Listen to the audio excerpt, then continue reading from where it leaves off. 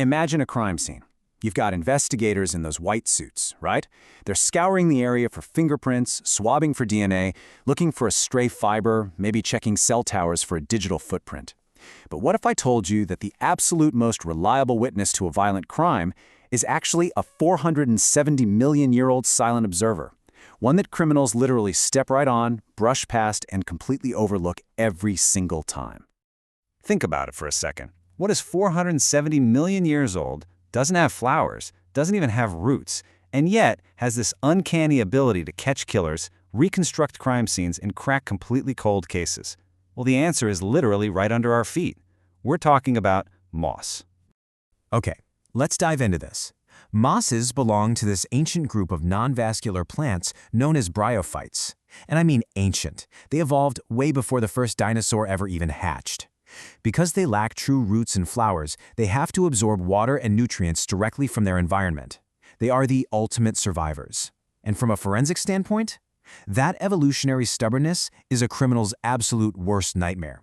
Since bryophytes are clonal and just spread everywhere, their tiny microscopic pieces cling tenaciously to shoes, to pants, to car tires. They act as this crucial sticky trace evidence that suspects just don't notice. I mean, come on, nobody checks their shoes for prehistoric plant clones, right? Section 1. What makes moss unique? Now, what's really interesting about the slide is the hard science behind it, specifically X-ray fluorescence.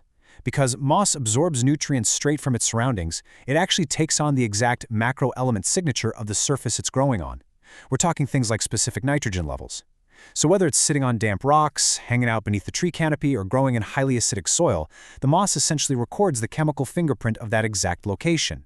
It perfectly matches that specific microhabitat.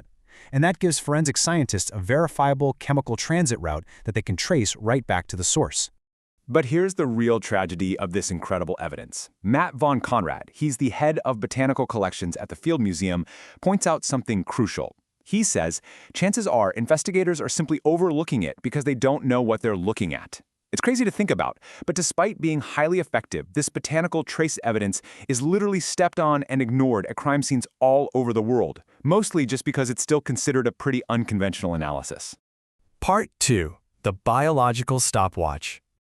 Let's look at the Stockholm case. Police over in Sweden discovered unidentified human remains that had been hidden under a tarp.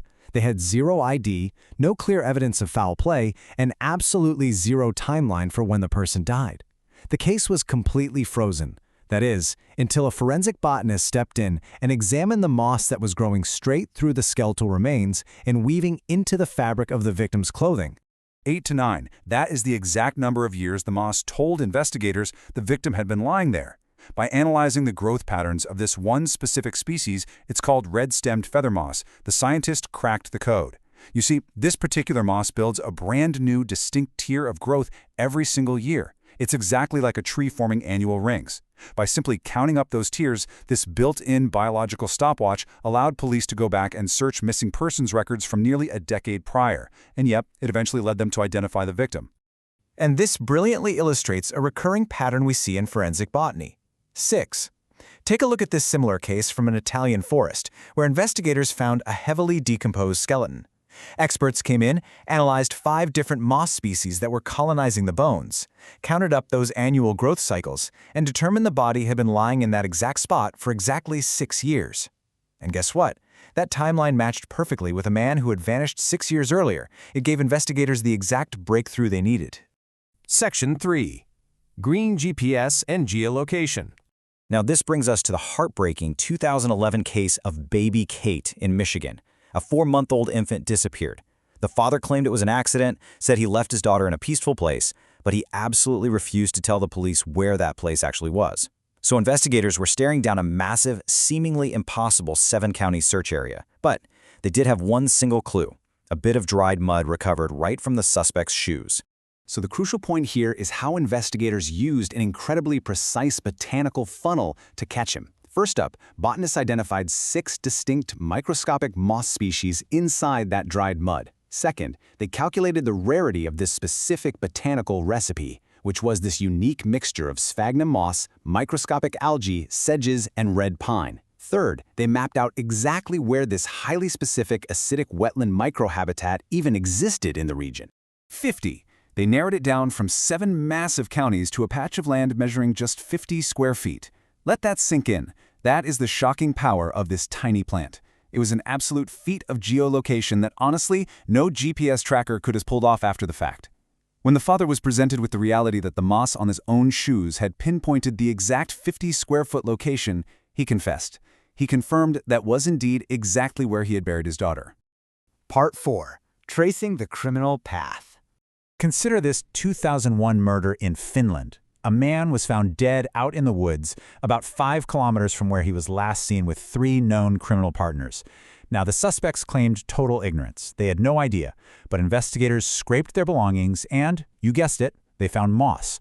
The moss from Suspect 1's pants, the moss from the getaway car, and the moss from Suspect 2's shoe perfectly matched 3 distinct bryophyte species growing right next to the victim's body. The suspects had literally carried the crime scene away with them. It gets wilder, because moss can even distinguish between murder and suicide. In the 2005 Taipei hanging case, a man was found hanging from a tree, and police desperately needed to rule out foul play. Well, they found these microscopic moss smears on the victim's wrists. By comparing those smears, they found a perfect match to the specific moss species growing on the tree branch right above him. This botanical trace evidence proved definitively that he had climbed that tree himself, ruling out a staged murder and allowing authorities to confidently close the case. Let's move to and see how this builds into Section 5. The future of forensic botany. This whole field is about to take a massive leap forward. Advancements in technology mean researchers are now successfully sequencing DNA from tiny moss fragments that have been sitting in evidence lockers for years. Because DNA equipment is becoming so much more widely available, old, overlooked evidence can finally speak up in cold cases. The big push right now is moving forensic botany from being this rare, unconventional analysis to a standard, everyday tool used by every single detective.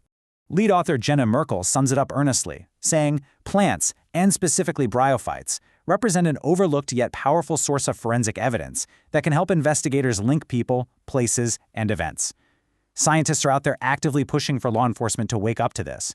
Scraping a shoe for a degraded leaf or a microscopic piece of moss shouldn't be some afterthought. It really should be standard protocol. And that leaves us with this final, chilling thought. Nature is always watching.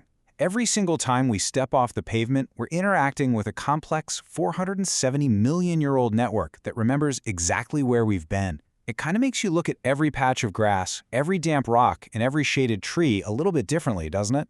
As forensic science continues to catch up to the natural world, it really begs the question, can criminals ever truly cover their tracks? Thanks for joining me on this explainer. Keep your eyes peeled and keep learning.